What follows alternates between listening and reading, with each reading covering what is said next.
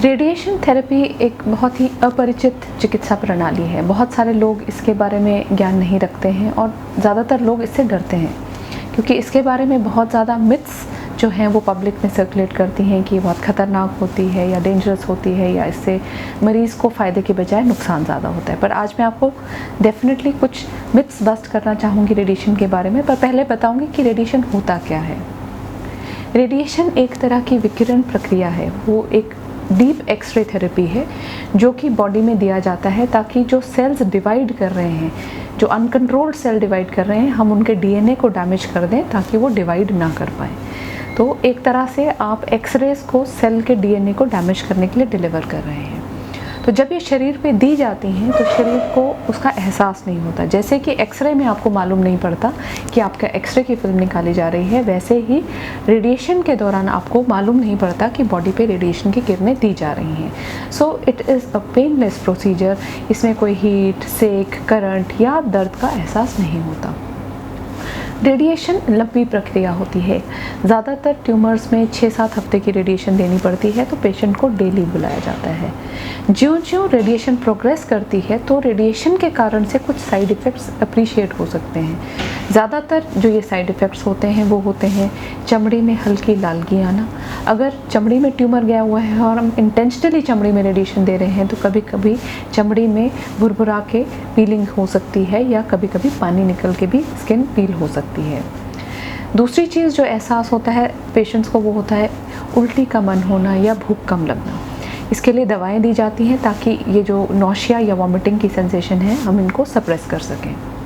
Third sensation is fatigue. शरीर का टूटा टूटा सा लगना, हरारत सी फील होना, कमज़ोरी महसूस होना एक सिस्टेमिक इफ़ेक्ट ऑफ रेडिएशन रहता है। ज़्यादातर लोगों को एक्लाइमेटाइजेशन हो जाती है। 3री-5वीं रेडिएशन तक शरीर थोड़ा सा स्फूर्ति वाला होने लग जाता है। उसके अलावा अगर हम फटीग को दबाना चाहें तो बेस्ट तरीका है एडिक्वेट हाइड्रेशन। अगर पेशेंट्स प्लेंटिफुल फ्लूइड्स लेते हैं तो फटीग की सेंसेशन कम आती है। नेक्स्ट सिम्टम डिपेंड करता है कि आप कौन से हिस्से की रेडिएशन कर रहे हैं। अगर आप पेट की रेडिएशन कर रहे हैं तो आपके सिम्टम्स डिफरेंट हो सकते हैं, जैसे कि पेट में खलबलाहट की आवाज़ आना या डायरिया होना या कभी कभी पेट में क्रैम्पिंग होना।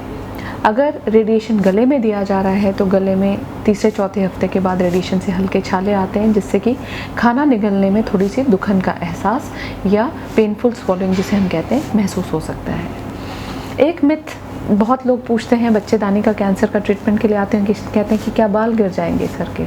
सो रेडिएशन से स्कैल्प का हेयर लॉस नहीं होता है। हेयर लॉस रेडिएशन में केवल एक परिस्थिति में होता है जब हम सर का ही ट्रीटमेंट कर रहे हैं। अगर बालों वाले हिस्से पे ही रेडिएशन दी जा रही है तभी रेडिएशन से बाल झड़ते हैं और वो भी रिवर्सिबल होते हैं। ट्रीटमेंट कंप्लीट होने के बाद से टाइम स्पैन के कुछ टाइम बाद वो वापस से ग्रो करना भी शुरू कर देते हैं। सो रेडिएशन से भयभीत होने की कोई आवश्यकता नहीं है क्योंकि आज के दौर में जो रेडिएशन की जाती हैं वो टारगेटेड रेडिएशन होती हैं। टारगेटेड से मेरा मतलब है कि जो हिस्सा कैंसर से प्रभावित है रेडिएशन की किरणों को केंद्रित करके उसी पे दिया जाता है। जो आसपास के हिस्से हैं जो कि इनोसेंट हैं, जिन पे रेडिएशन हार्मफुल हो सकती है, उनको बचाया जाता है। इससे आज की जो रेडिएशन टेक्निक्स हैं वो बहुत ज़्यादा प्रिसाइज हो गई हैं और जो साइड इफ़ेक्ट्स आज से 20 साल पहले रेडिएशन के द्वारा देखे जाते थे वो अब काफ़ी कम हो चुके हैं। So I think there is no need to fear radiation.